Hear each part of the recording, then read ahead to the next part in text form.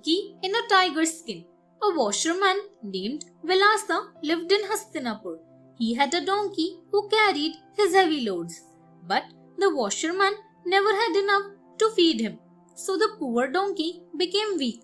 One day Vilasa found a tiger's skin lying on a road. While he was on his rounds, he picked it up and then, slowly, an idea began to form in his head. This skin is very useful, he thought. I will put it on my donkey and let him loose to graze in a field of corn. If anyone sees an animal in the field, they will think it is a tiger. They'll be so frightened that they usually run away. The washerman felt he had come up with a brilliant idea, and that night he put the tiger's skin on his donkey and let him out near the cornfields to graze.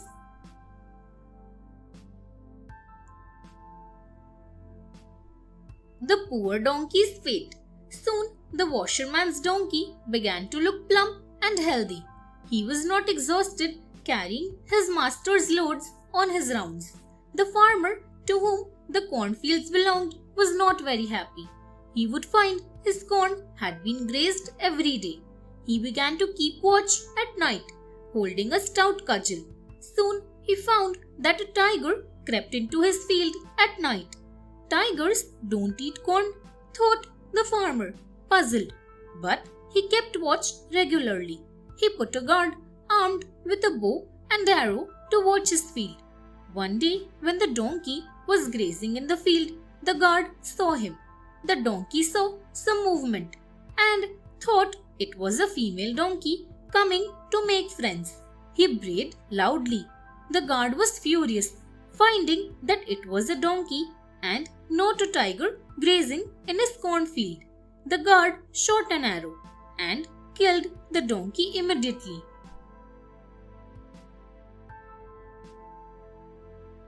Longbill explains. Longbill heard the king's story but said, I told them, sir, that you will also become petty, like a petty master, if you serve him. They asked the crane, what do you mean? Haven't you ever looked into trick mirrors? In them, a fat man will appear thin, and a giant will look like a mouse, replied Longbill. Have you never heard the story of the elephant who was deceived by moonlight? The attendants asked him what the story was. So the crane told them the story of the elephant and the hare. It was a story in which even the might of King Elephant could not defeat the trickery of a wise old hare. He was deceived by a hare and some moonlight. His herd had to withdraw from a lake because of their foolish master. The Elephant's Dilemma.